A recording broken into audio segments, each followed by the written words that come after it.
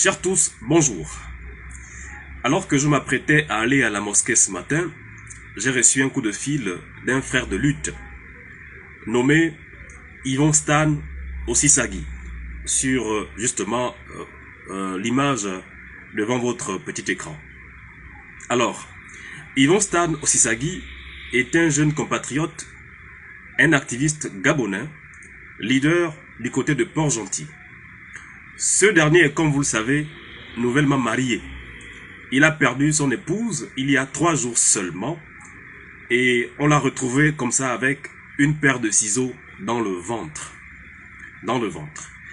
Et donc, avant d'aller à la mosquée, j'ai tenu vraiment à faire ce live afin que derrière vous fassiez large diffusion. Aussi, je tiens à attirer l'attention des uns des autres, beaucoup plus des activistes gabonais que nous sommes, afin d'apporter notre soutien à notre frère qui est ici endeuillé. Et je ne vous dis pas, il fallait l'entendre au téléphone comment il pleurait. Ça fait 3 jours que son épouse a été découverte avec une paire de ciseaux dans le ventre, et jusqu'aujourd'hui, il ne cesse de pleurer. Alors, je vous laisse comme ça écouter justement son témoignage. Il dit avec détail comment est-ce que ça s'est passé, comment est-ce que ils sont arrivés à découvrir une paire de ciseaux dans le ventre de sa femme et dans quelles conditions celle-ci a été traitée du côté de Port-Gentil. Donc, écoutez l'audio attentivement. Bon, en fait, voilà, Eli, je pensais que tu étais au courant que madame était décédée parce que ça fait un peu le buzz dans les réseaux sociaux là. Bon, il a de cela 17 mois, en 2022, du 13 au 17 octobre 2022. Le 13, elle est rentrée à l'hôpital et elle a fait 5 jours avant l'opération. Elle avait été opérée d'un kyste pelvien par le docteur Nkoura. Donc il a intervenu, il a enlevé le kyste, mais malheureusement, le docteur Nkoura et son adjoint, le docteur Mesui, et les patientes et les infirmiers qui étaient autour de lui ont oublié une pince chirurgicale dans le ventre. Donc après l'opération, ils ont fermé le ventre, ils ont oublié la pince à l'intérieur. Et pendant ce temps, elle est restée comme ça parce qu'elle a fait 1 mois et demi de soins et je crois 3-4 mois après elle allait faire l'échographie. C'est qu'il y a des échographies qui ne révèlent pas bien les zones dans le ventre. Donc elle a fait, et le docteur lui a dit, elle allait faire les corrections, le docteur qui l'avait opéré, donc docteur quoi. Donc le docteur a dit non, c'est bon, tu n'as pas de souci, tu peux boire, tu peux manger, tu peux faire ce que tu veux faire, mais doucement parce qu'à l'intérieur c'est pas encore très bien cicatrisé. Voilà, quelques mois, toute l'année de l'année 2023, elle était bien, souvent elle avait des petites douleurs, des petits maux, des picotements. Bon, on disait forcément que c'est dû à l'opération, on ne pouvait pas imaginer qu'il y avait ainsi une paire de ciseaux dans le ventre. Donc voilà, parfois il y a des petits mots, j'ai mal ici, j'ai mal au niveau du côté droit, j'ai mal du côté gauche, j'ai l'estomac qui m'embête. Par exemple, on peut des antidouleurs, on peut des médicaments d'estomac, et ça calme la douleur. Parce que 1 mois, 2 mois, 3 mois, tranquille, 4 mois, 5 mois, quelques mois encore, j'ai mal ici. Voilà que la semaine dernière, on a fait le 20 ou le 24 février, on a fêté l'anniversaire de l'enfant. Bien, on a bien fêté. C'était un samedi. Dimanche, tranquille. Lundi, on s'est séparés. Elle est partie faire sa bricole. Elle a déposé les enfants à l'école. Moi, je suis resté à faire aussi ma bricole. Lundi, elle rentre à la maison tranquille. Mardi, elle repart. Elle se lave, on prépare, on mange tranquille. Vraiment pas il y a vraiment aucun signe qui prévoyait que les choses devaient mal se passer. Mardi tranquille, mercredi tranquille, jeudi même quand elle part tranquille, mais c'est jeudi dans l'après-midi qu'elle m'appelle. Elle me dit chérie, ça ne va pas. Je dis qu'est-ce qui ne va pas? Oh non, j'ai mal, le mal que tu connais là c'est revenu, mais là ça insiste avec une douleur là intense. Il faut que tu viennes.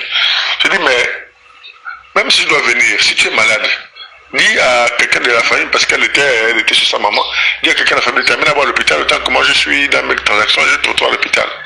Non, il faut que tu viennes. J'arrive, je la trouve là-bas vraiment mal en point. Qu'est-ce qu'il y a là-bas? J'ai l'estomac. On a allé prendre les médicaments d'estomac. On a payé.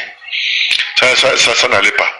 En soirée, le jeudi soir, On est obligé de l'amener à l'hôpital. Donc, quand on l'amène à l'hôpital, voilà comment elle se fait perfuser. On la garde toute la nuit. Donc, du jeudi au vendredi. Le vendredi, elle sort. Vendredi matin, elle sort. Quand elle sort, le docteur nous demande de faire une échographie abdominale. Voilà comment je sors avec madame, je vais la déposer. On va d'abord à Saint-Antoine. On dit le médecin n'est pas là. Il vient à 13h. Voilà comment on repart à Erasme. On nous dit aussi que là-bas, le médecin doit être là autour de 13h. Donc il faut repasser à 13h. Voilà comment je dépose madame à la maison. Je suis la mes transactions, 13h arrivée. Je vais prendre madame chez sa maman. Je l'amène en clinique. On fait la radio. La radio révèle qu'elle a une occlusion intestinale. On ne voit pas, la radio ne montre pas le ciseau. On nous révèle qu'elle a une occlusion intestinale. Voilà comment je repars chez le médecin qui nous a prescrit, qui nous a demandé de faire la radio. Malheureusement, quand j'arrive, je ne trouve pas le médecin qui nous a intervenu, qui nous a reçu à la veille. Je trouve un autre médecin qui interprète la radio et il me fait une ordonnance. Il me dit, voilà, il faut prendre ce qu'il a, Oxyphone-Mercol, comme elle est constipée, ça va la dégager un peu. Voilà comment je vais à l'hôpital, je vais en pharmacie, je paye un médicament. Quand je paye un médicament, je viens, elle prend, elle va quand même faire un peu les sels. Mais la douleur ne se calme pas. Donc voilà comment vendredi là, elle dort.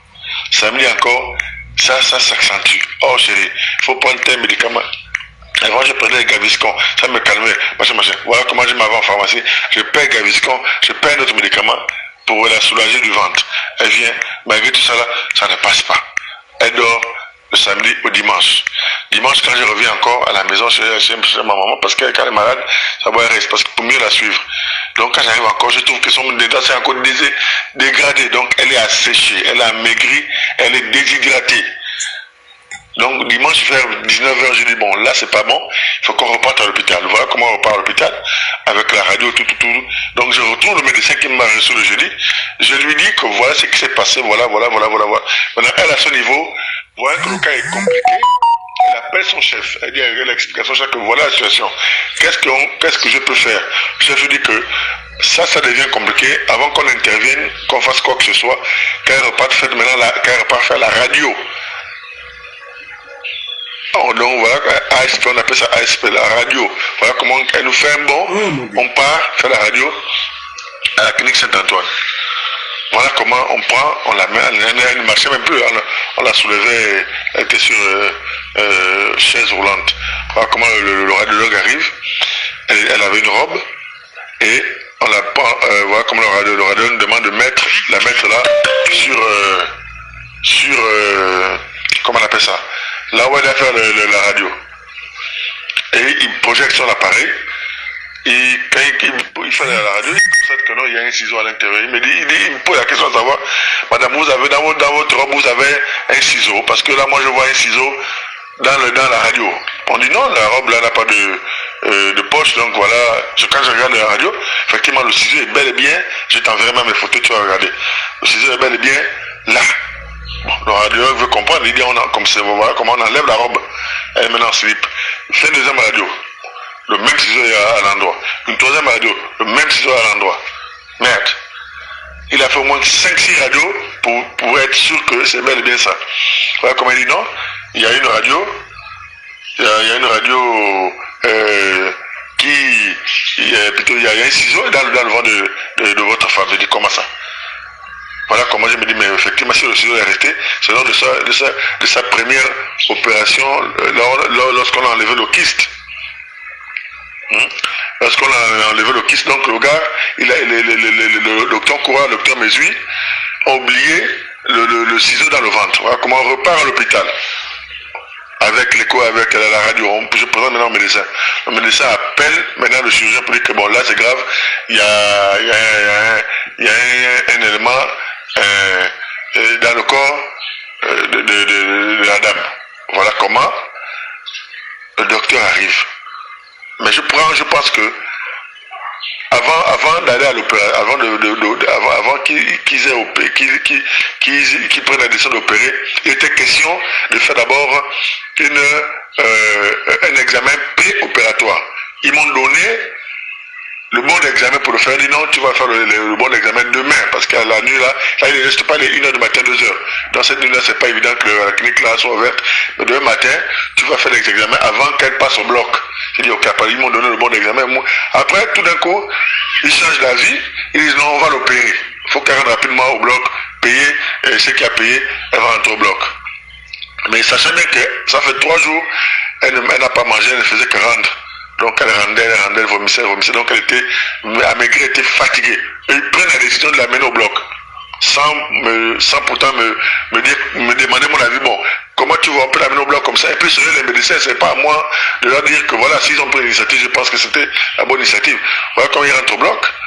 Et l'anesthésiste, il est venu à 2h par machin, le chirurgien est venu presque à la même heure, le radiologue, comment on appelle ça, le réanimateur, ils sont venus là, ils sont allés en salle d'opération, où je suis resté 2h, 3h, 4h, 5h. C'est maintenant qu'à 5h30, voilà comment le corps sort du bloc en vitesse, il passe en réanimation. Quand ils vont en réanimation, ou ils ne font même pas 30 minutes là-bas, ils reviennent et le docteur m'appelle maintenant, écoute, voilà, on a opéré, mais tu sais, il y avait le ciseau qui était à l'intérieur, avait fait des dégâts, là, la réanimation, on espère que ça va aller, et tout, et on a pris que c'est de battre là-bas et tout. Donc, madame est morte depuis lorsqu'ils ont commencé à mettre l'anesthésie. Mais voyant qu'ils ont mal fait leur travail, qu'est-ce qu'ils ont fait? Ils ont opéré de façon bizarre, je vais t'envoyer les photos, de façon bizarre, et cousu la personne comme ça. Cousu n'importe comment. Et ils viennent me dire non, voilà, à 6h, madame est décédée. Et par enchantement, le docteur chirurgien qui a opéré madame a disparu. Il avait une affaire à Libreville, je crois une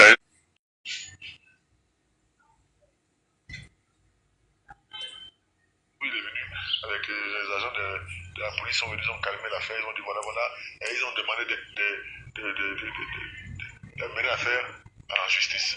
C'est une chose qui a été faite, je fais une plainte contre X et j'ai amené tout ce qu'ils avaient amené, et voilà. Donc la fin en ce moment, c'est la chronique sur les réseaux, je t'envoie les photos et tu sais d'un page sur page pour booster les choses parce que là c'est même sorti dans l'union d'hier. Si tu parles l'union d'hier, en fait tu vas voir, tu vas lire ça et tu comprendras de quoi il s'agit. Donc voilà, je t'envoie les éléments et puis voilà quoi.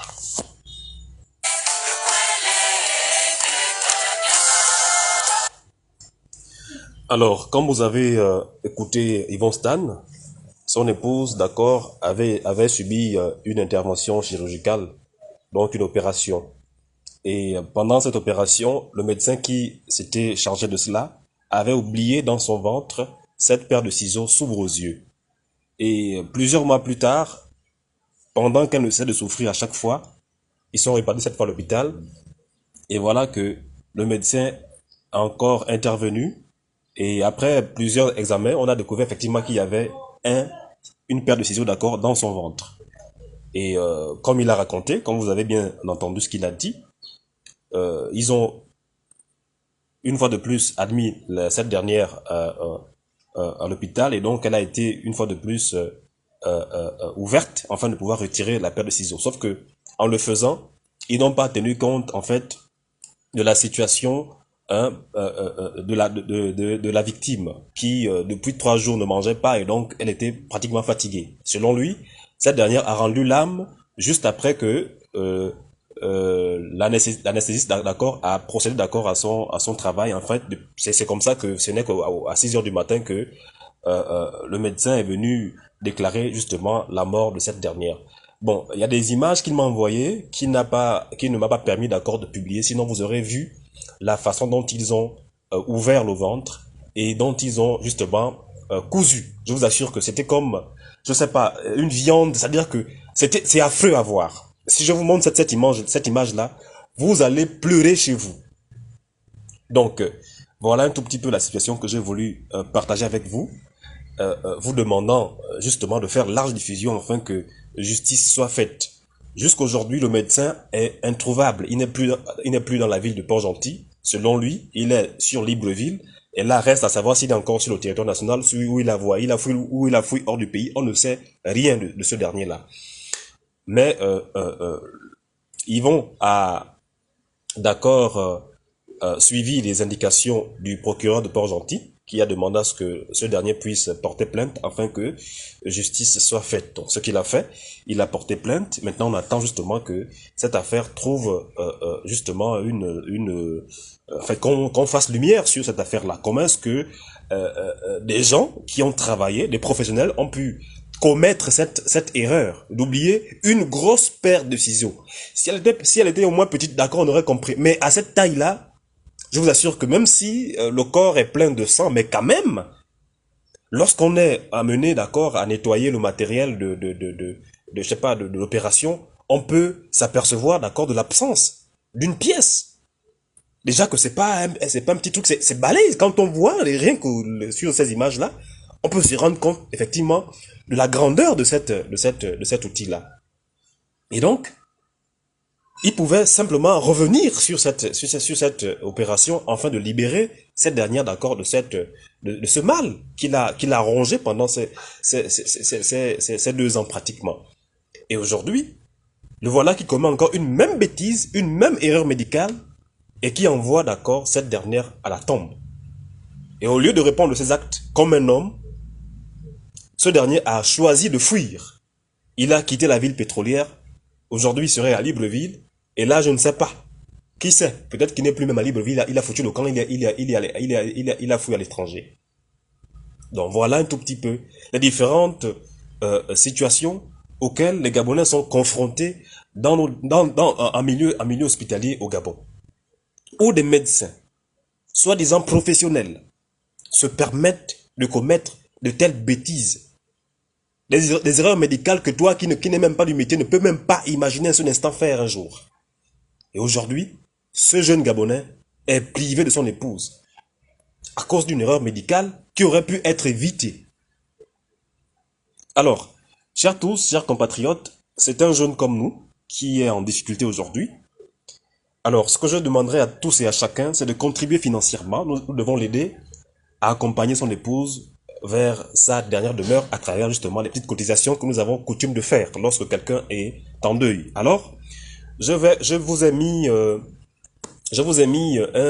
son numéro de téléphone ici. Si vous avez une contribution à faire quelconque, peu importe la somme, je vous prie d'accord de bien vouloir envoyer sur son numéro de téléphone via RTL Monnaie au 077 35 51 119 077 355 179. Il s'appelle Yvon Stan Ossissagui. C'est un jeune activiste gabonais qui se bat pour la liberté au Gabon et qui a combattu justement le Sétain Bongo PDG qui aujourd'hui se voit privé comme ça de son épouse qu'il avait épousée il n'y a pas plus, et même pas, je pense, 3 ans qu'ils sont mariés là.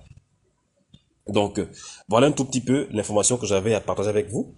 Notre frère est en deuil. Il a perdu son épouse, à qui l'on a retrouvé avec une paire de ciseaux, une géante paire de ciseaux dans son ventre.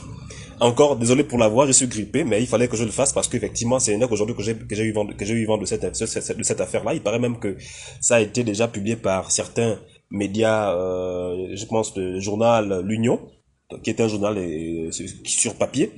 Donc, nous, dans l'optique justement de parvenir à mettre la main sur ce médecin-là et son équipe, nous devons simplement partager largement cette information, partager enfin que cette vidéo fasse le tour pour que justice soit faite. Parce que vraiment, on en a marre de cette situation-là où les Gabonais sont à chaque fois victimes de ces erreurs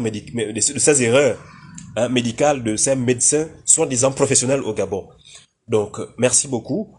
Partagez le live et une fois de plus, je tiens à présenter, d'accord, à la famille de la défunte et à mon frère, Yvon Stan, mes sincères condoléances. Vraiment, lorsque j'ai écouté et quand j'ai vu les images que tu m'as envoyées, que tu m'as demandé d'accord de ne pas publier par pudeur, vraiment, j'ai pleuré. Et c'est vraiment la main sur le cœur que je tiens à te présenter mes sincères condoléances. Vraiment, Yvon, courage à toi. En tout cas, on va s'appeler d'ici là pour que l'on voit dans quelle mesure, je sais pas dans quelles conditions est-ce que cela peut se faire, comment est-ce qu'on peut apporter notre soutien afin de pouvoir t'accompagner justement dans cette situation difficile qui t'accable aujourd'hui. Donc, merci beaucoup, à très bientôt. Partagez, s'il vous plaît. Partagez enfin que cette information arrive chez qui de droit, hein, pour que notre frère, d'accord, puisse être établi. Voilà, parce que c'est une injustice qui a été faite. Jusqu'alors, le bon monsieur n'a pas daigné s'expliquer. Et il n'a donné aucune information précise sur les conditions ayant permis cela. Donc, parce qu'il a fui, parce qu'il n'est pas là, on considère que c'était malhonnête. Bon, c'est vrai qu'on pourrait dire que comme il y a eu une foule justement du côté de cet hôpital où la défunte a rendu l'âme, et qu'il a voulu pour se protéger partir. Mais puisque ça fait déjà 3 jours qu'il ne fait pas signe de vie, on estime que c'est quelqu'un qu'on doit retrouver. Et pour le retrouver, on n'a pas de choix que de justement faire large diffusion sur toutes les images qui seront publiées ici et là dans les différentes plateformes de communication en ligne. Donc merci beaucoup de m'avoir suivi. À très bientôt et partagez pour soutenir notre frère. Donc pour tous ceux qui peuvent faire un geste permettant à notre ami, notre frère d'enterrer son épouse dignement, sont priés, d'accord, de bien vouloir faire des petits envois d'argent. Voilà, celui qui a 100 francs, 200, 500, 1000 francs, 1 million, qu'il envoie sur le numéro RTL Monnaie, d'accord, de Stan, qui est le 077 355 179. 077 355 179. Désolé, je suis grippé, comme je vous l'ai dit. Merci beaucoup d'avoir suivi et partagé et à très bientôt. Merci encore.